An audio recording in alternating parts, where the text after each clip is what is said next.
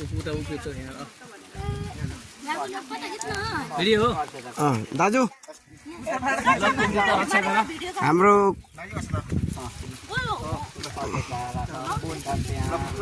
पालपालीहरूको त हित गर्नु रक्षा गर्नु कुल पूजा हाम्रो